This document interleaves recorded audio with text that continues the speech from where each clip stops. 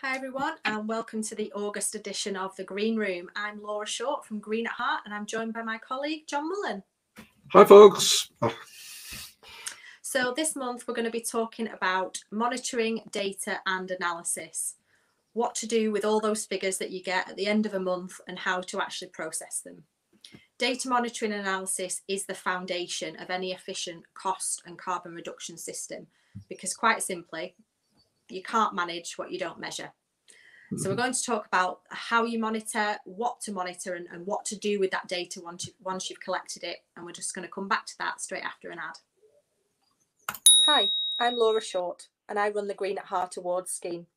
This is an environmental accreditation for small businesses from all sectors who want to show their customers that they're responsible, proactive and sustainable. By following a structured approach to Green at Heart, you'll be putting in place cost and time-saving measures that'll help reduce more than just your carbon footprint. Are you passionate about having a sustainable business? Well, in my book, that means still being in business 12 months from now. It's more important than ever to set your business apart from the rest, and customers are expecting you to go that extra mile.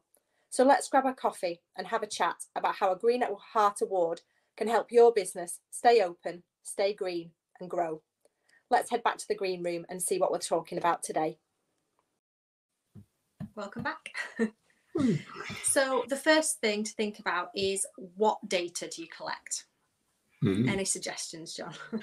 Well, everybody needs to start at the absolute basics, and it's literally just what's your water, gas and electric meters reading, so that you can measure it against what you've used in the past.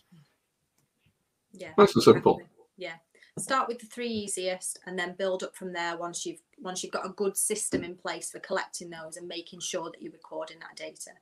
So anything that's relevant to your significant aspects within your business, whether that's what we've just said, the basic utilities, but then vehicle fuel, other consumables, other wastes, food, stationery products, you can build on data collection of those other elements once you've got the foundations in place of your basic utilities.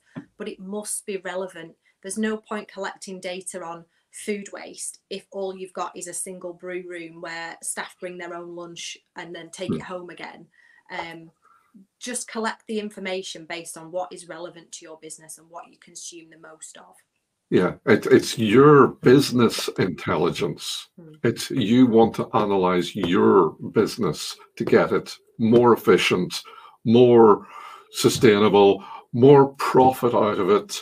And unless you have the figures, you can't do that. Exactly. So then how do you go about collecting that data? Because I know this tends to be where a lot of businesses fall down. They know what they want to gather. They've maybe put a process in place to gather that, but then they just don't know how to go about it. So taking regular meter readings of at least monthly. I mean, that should be the bare minimum really, is a monthly meter reading. But set out a procedure for how you collect that meter reading, because that is important. You only have enough boxes for the number of figures that you can see on that meter, because otherwise people will put zeros in the wrong place or figures in the wrong boxes, and then suddenly you've got a broken system where no one's collecting the right data. Yeah. Or the simple other question is this number slightly bigger than the last number on the list? So if it's got no relevance to what it's been in the past, there's a possibility you're reading the wrong number. Yeah.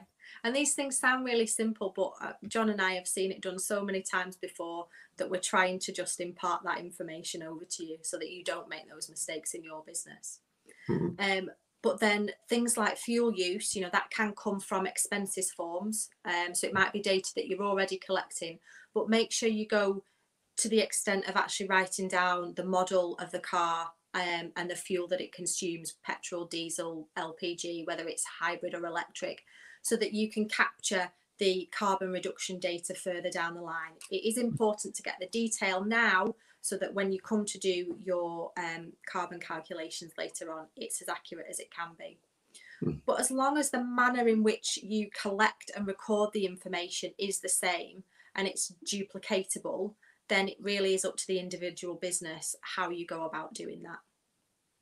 Yeah, using the right tools to collect the right data.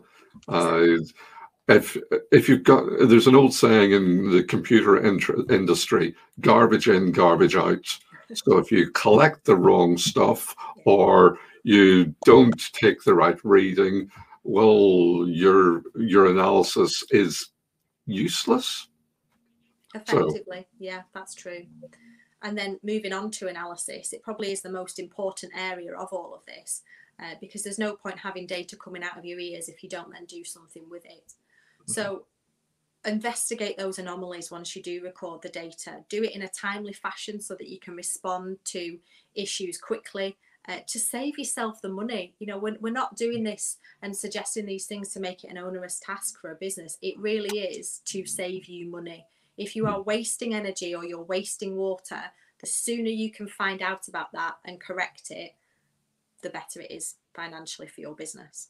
yeah, I once worked with it was actually a milk haulage company, and they had operators collecting the milk and bringing it to a central point.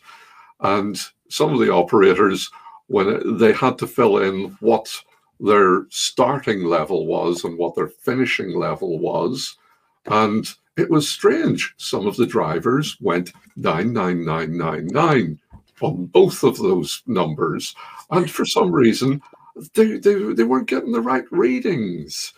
Just sometimes it's a little query in the software. Is this the same as this, or is this bigger than? And just to make it helpful to the operator, force them sometimes to make the right inputs. Yeah, exactly. And whether you choose to use a piece of software kit or whether you just use a simple Excel spreadsheet, whatever works for your business, do it well, do it once, and then keep analysing it. Because that's how you're going to make the savings in future, is to know what you've got, measure it, and then manage it. And, So, one big thing is start. I think we've said this before. Always start with the simple things first, and make sure that you've got a solid foundation. Then add one other thing on top of it, not another half dozen. Do it one thing at a time. yeah. Eventually, you'll have this information, but it's not that we need it all right now. It's let's work at this, get it right, and then all of a sudden you'll start to see trends going across the company, and you'll realize, actually, I've got far more business intelligence, and it's helping me do my job. Yeah.